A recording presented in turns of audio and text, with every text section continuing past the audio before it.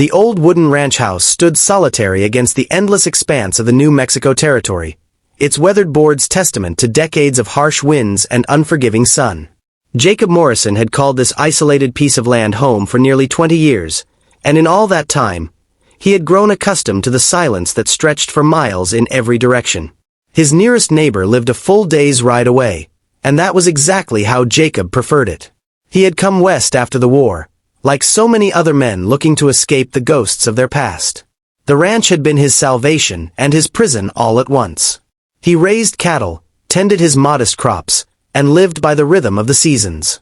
His only companions were his horses, a few head of cattle, and the occasional coyote that would sing to the moon on clear nights. The loneliness had carved lines into his weathered face, but it had also given him a kind of peace that he had never known in his younger years. It was late autumn when everything changed. The year was 1887, and tensions between the Apache people and the white settlers had been running high for years. Jacob tried to stay out of politics and conflicts, focusing instead on his land and his livestock. He had seen Apache riders in the distance occasionally, and once or twice had found signs that they had passed through his property, but there had never been any trouble. He made it a point to leave them alone, and they seemed to return the courtesy. The day they arrived, Jacob was mending a section of fence near the main house. The sun was beginning its descent toward the horizon, painting the sky in shades of orange and purple. He heard the horses before he saw them, and his hand instinctively moved toward the rifle he kept nearby. But something made him pause.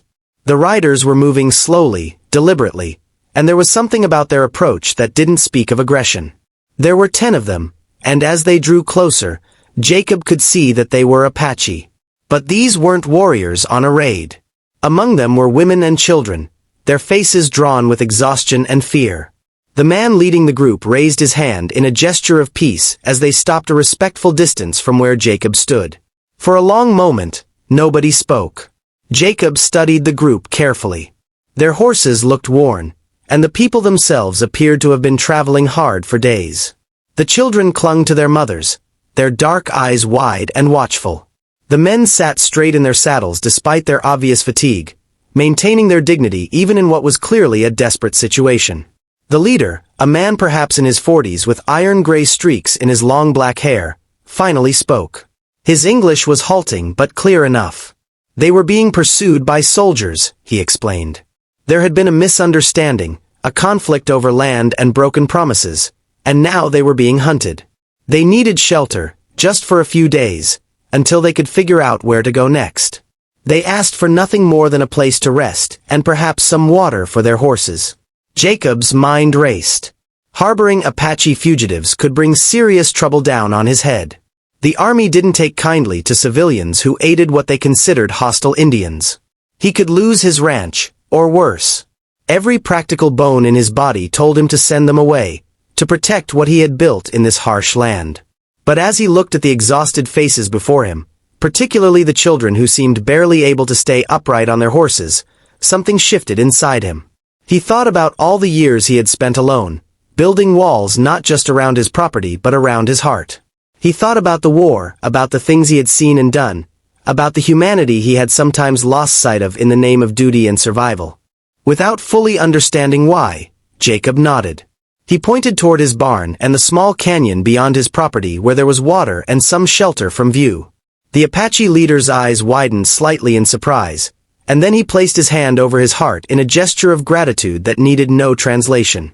They set up a modest camp in the canyon, hidden from any casual observers who might pass by on the distant road. Jacob brought them supplies, dried meat, beans, flour, and blankets. He showed them where the spring was and where they could safely build small fires that wouldn't be visible from a distance. The women set about making camp with practiced efficiency while the men tended to the horses and kept watch. Over the next few days, an unexpected bond began to form. Despite the language barrier, Jacob found ways to communicate with his unexpected guests. The leader, whose name was Nashota, had learned some English during the years of uneasy peace, and he served as translator. Jacob learned that they were part of a larger band that had been trying to make their way to Mexico, where they hoped to find refuge. They had been separated during a skirmish with cavalry soldiers, and these 10 were all that remained together. The women helped Jacob with tasks around the ranch, mending things that had long needed repair, preparing food with herbs and methods he had never encountered. One of them, an older woman named Dawa, had a gift for healing and tended to a wound on Jacob's hand that had been troubling him for weeks. Within days, it had healed better than it had in months. The children, initially shy, began to warm to the gruff rancher. They would watch him work with the horses, and he found himself teaching them small things, showing a young boy how to properly brush down a mare, letting a little girl feed apple pieces to his oldest gelding.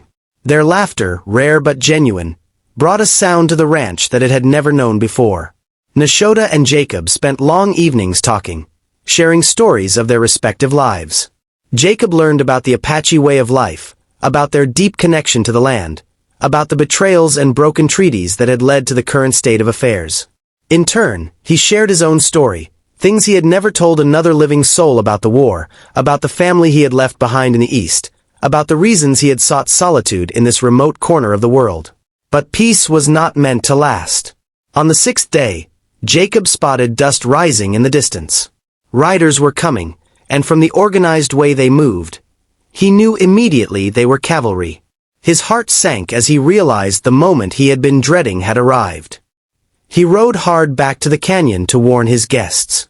There was no panic, no recriminations, just quiet preparation. The Apache began gathering their meager belongings, readying their horses for another flight. The children were lifted onto the horses, their faces solemn beyond their years. Nashota clasped Jacob's arm in farewell, and in that moment, something passed between them, a recognition of shared humanity that transcended all the divisions of culture and conflict. Jacob made a decision then that surprised even himself. He would ride to meet the soldiers, by his friends whatever time he could. When the cavalry patrol arrived at his ranch, Jacob was waiting on his porch, rifle across his lap, looking every bit the crusty old rancher protecting his property. The young lieutenant leading the patrol demanded to know if he had seen any Apache in the area. Jacob looked him straight in the eye and said he had seen sign of them passing through several days ago, heading south toward the border. The soldiers searched his property but found nothing. By the time they left, following the false trail Jacob had suggested, the Apache were miles away in the opposite direction, moving through terrain they knew far better than any cavalry patrol ever could. Jacob never saw them again, but a few weeks later, he found a package left at his doorway. Inside was a beautifully crafted knife with a handle decorated in traditional Apache style, and a small leather pouch containing tobacco and sacred herbs. No note was needed. The message was clear. The ranch seemed emptier than ever after they left, but it was a different kind of emptiness now. Jacob had learned that isolation and solitude were not the same thing. For years, he had been isolated by choice, building walls to keep the world at bay. But in those brief days of shared humanity with people he had been taught to fear or distrust, he had discovered something he thought he had lost forever, the ability to connect, to care, to see beyond the surface differences to the common threads that bound all people together. He never spoke publicly about what had happened, knowing it could still bring trouble. But privately, the experience changed him.